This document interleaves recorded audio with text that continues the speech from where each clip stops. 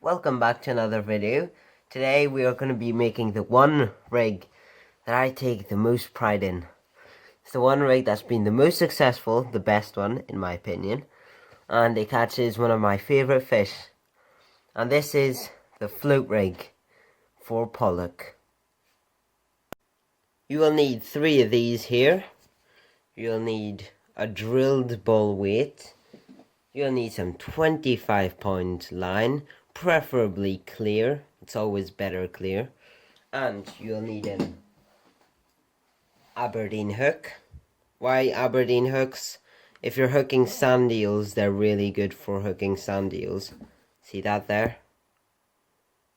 Probably my favourite hook of all time, the best. Wow, my camera's not really making any focus here. Anyway, and a float, obviously. I would prefer a larger float. This one's quite small, you can see that. But anyway, I'm going to use it anyway. And a swivel. One of the most important components in every rig. And obviously 2 tools, scissors and pliers. And that's how we're going to make our rig. Yep, one more thing. We need some beads. Need some beads like these. Small beads, big beads, doesn't matter. You need beads. So we're gonna start off with our line. I'd take about about 50 centimeters. So about that much here, from here to here. That's roughly 50 centimeters. Now tie one end onto your swivel. So now put on a little bead. Quite a small one. So slide on a bead on the other end here. There. Slide on one of these here, a drilled bull weight. Don't put too many of these. I once put 3 on my little float here and it started sinking. I still caught fish, but it started sinking, so it's no longer a float rig if it doesn't float. So get your float and thread it on, and then get a bigger bead here. And now what you're going to do is that you're going to tie a loop of some sort, but some strong loop. So not an actual knot, but a loop. And then I'll show you what to do next. So now you have your swivel, your bead, your drilled bull weight, your line, and then your float, your bead, and your loop. What you're going to do is that you're just going to put on a little, whatever these are called. These should be pretty soft, so you should be able just to squish them together. And then, there, leave a bit of slackness so this can bob up and down a bit. Then get some pliers and squish it. Not too hard, just enough that you may be able to slide it up and down if you want to change the depth. And now we'll get onto our hook length. Now get your hook here, your Aberdeen hook, and tie it onto about 1 meter of line. You can see that, 1 meter. And tie it on.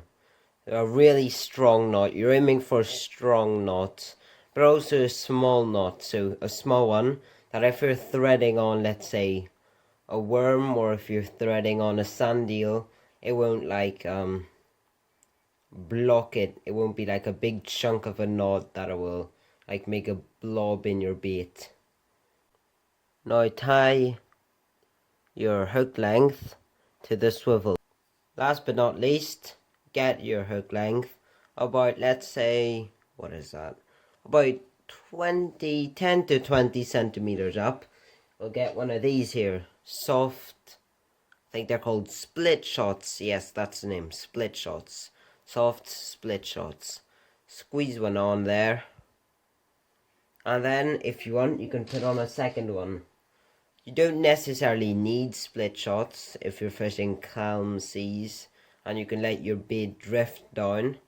But if you are fishing rough seas, which you never know if you will be, you will usually need to add at least 1 or 2 split shots so that your bait will descend faster.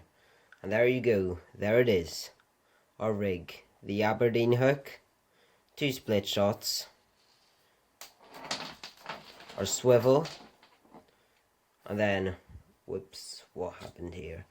And then our bead, yes, our bead and our drilled bull weight, a split shot, a float, and then your bead and a loop where you'll tie your main line onto. And there it is, ladies and gentlemen. Now if you want to talk species and baits, with a hook like this, a size 1, you can basically go for any fish. This will work for ballan wrasse, pollock obviously, coalfish, mackerel, whatever you like. Baits, you can use anything, ragworms, mackerel strips, sand eels, squid, whatever you want. But this is really cheap, effective and simple. It is the rig that I would use to go for pollock when I'm fishing from my boat, and I think it must be probably the most effective way to catch pollock, though the one thing is that you need quite some patience. Like lure fishing, you're always casting, you always have hope and everything, but with float fishing, you cast it and you leave it, you let it drift, you let it go up and down with the swells, and you leave it until you get your fish, which requires patience, but as I said, it is effective.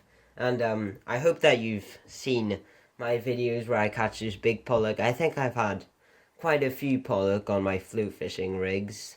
So like I've had small ones, but I had those 2 main big ones, and hopefully I'll get some more.